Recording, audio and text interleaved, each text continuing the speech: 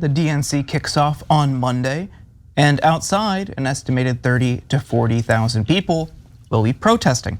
According to Semaphore, a coalition of more than 150 pro-Palestinian, anti-war, and left-wing organizations will be protesting the DNC, calling on Biden to take action to ensure a ceasefire in Gaza and to cut off arms supplies to Israel. But just how close they'll get to the convention remains to be seen. Organizers want a march route within sight and sound of the convention at the United Center on main streets. The permit they obtained lets them use Union Park half a mile from the arena and keeps them away from the main convention district.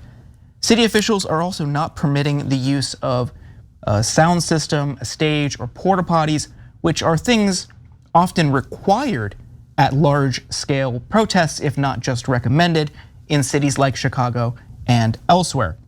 But restrictions on First Amendment have to be content neutral. It can't be based on what people are saying and what they're protesting for. Protest organizers believe their rights are being infringed.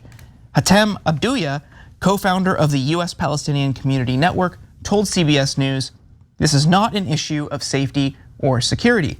It's a content-based decision, and a content-based decision is illegal. To say, we don't want you to speak because of what you're saying, we don't want you to speak because you're going to be talking about the liberation of Palestine."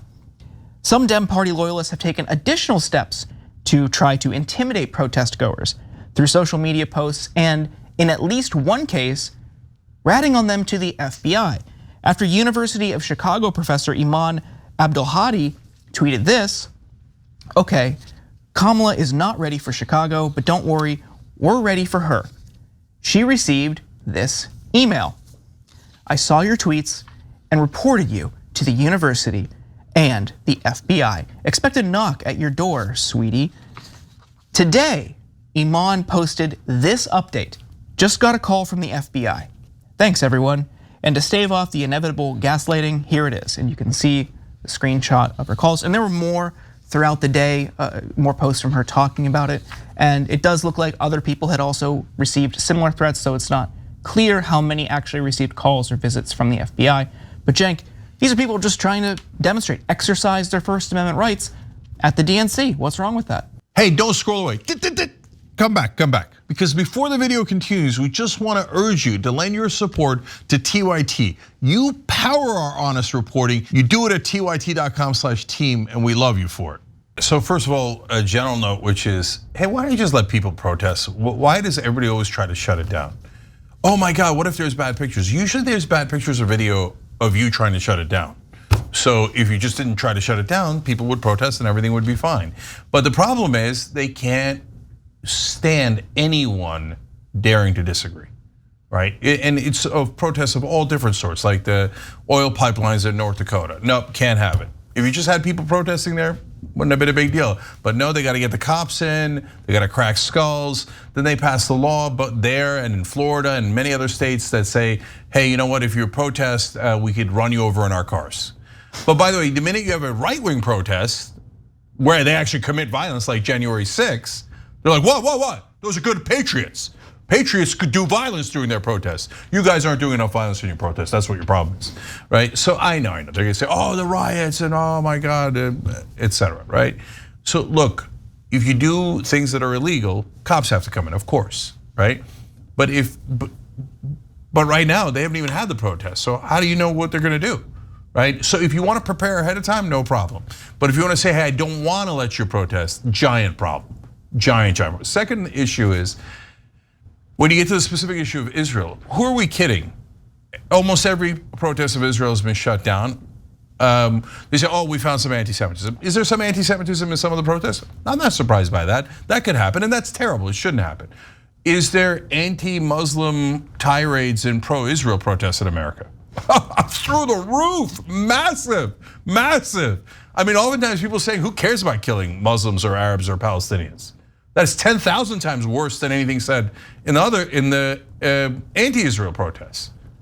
But no action is ever taken, ever, right? In fact, pro-Israel protesters came into UCLA, beat the crap out of the peace protesters. The cops were there, they didn't do anything. for hours as the other guy's assaulted, right? But if you protest Israel, you banned, taken away, arrested, can't get your diploma, can't protest at the DNC, and then they make it seem like, oh yeah, just because we shut it down about Israel, now all of a sudden you guys are anti-Semitic. No, look guys, we're so sick of every criticism of Israel being called anti-Semitic. And you've ruined the word. There is actual anti-Semitism in the world, but now no one believes it. No one. Because the minute you say anti-Semitism, everybody goes, oh, that's probably a hero trying to save Palestinian lives. So, I mean, we didn't do that. The people in power did that. Jackson. Yeah, and at the end of the day, if the Biden administration had taken more of a stance to shut Netanyahu down, I mean, we just approved another $20 billion weapons deal with them.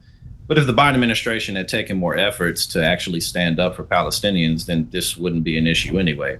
You pointed out there's always something to protest about, and they're typically getting shut down, especially if it's more on the progressive end, because we're still trapped in that 1990s era.